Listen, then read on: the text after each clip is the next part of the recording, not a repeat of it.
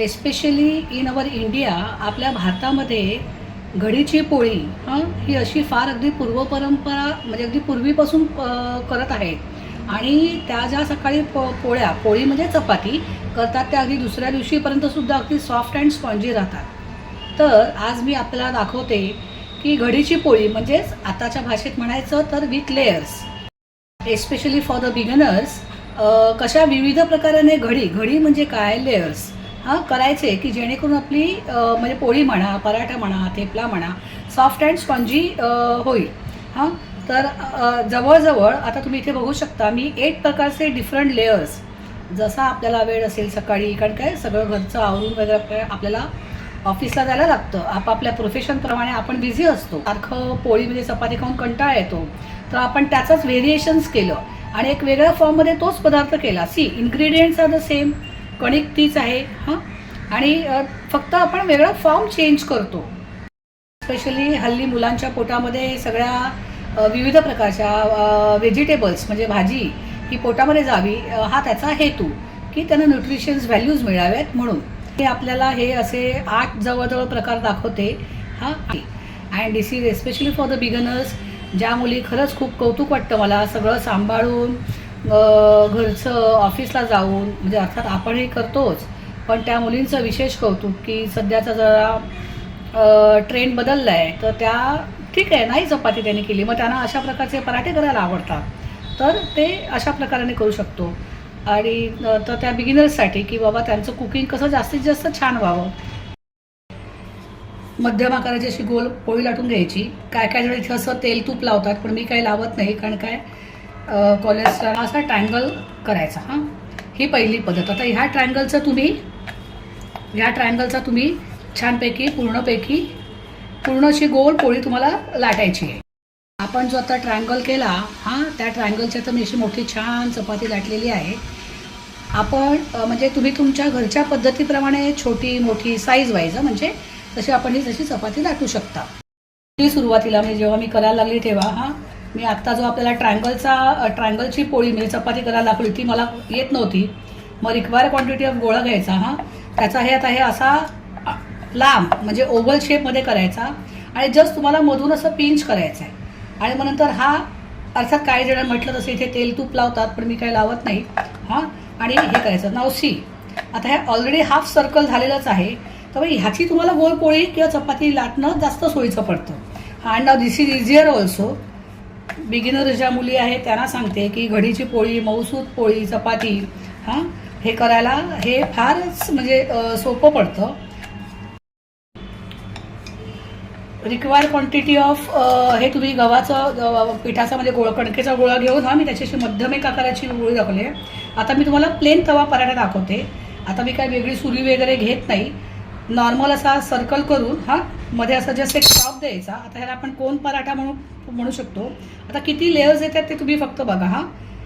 1 2 3 4 5 6 7 8 9 10 11 12 13 14 15 16 17 18 19 20.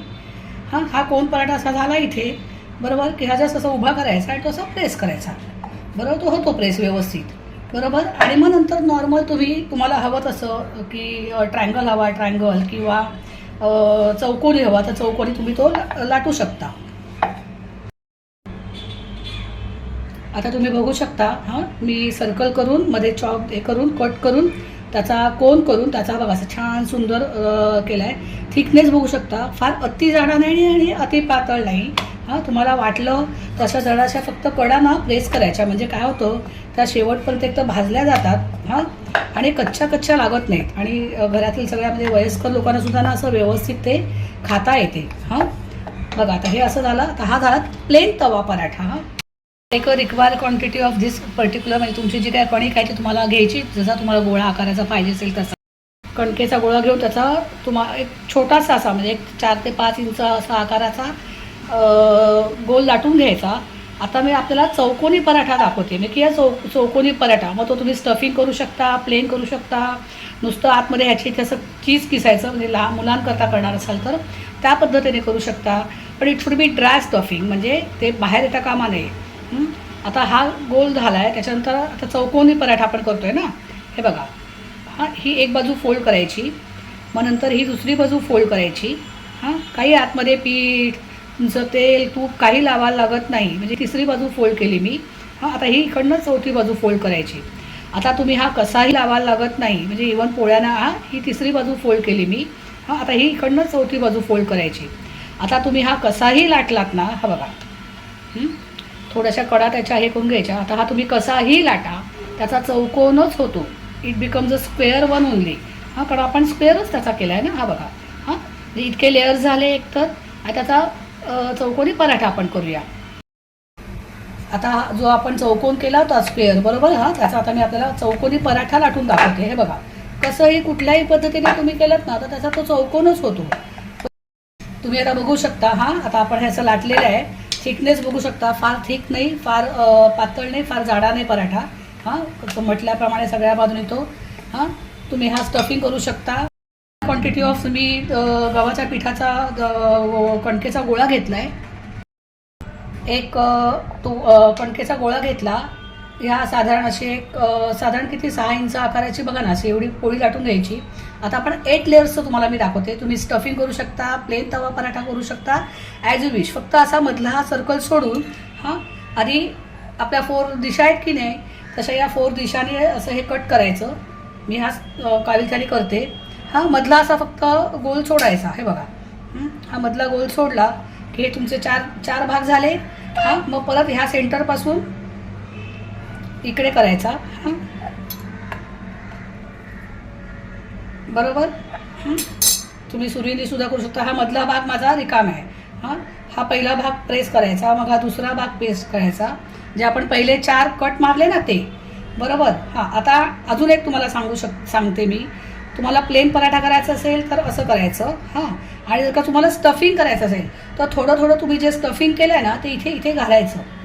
काही चीज म्हणा, तुमचं बाकीचं काही ड्राय नॉनव्हेजचं काही स्टफिंग असेल तर ते घालू शकता. व्हेजचं ड्राय स्टफिंग असेल तर ते घालू शकता.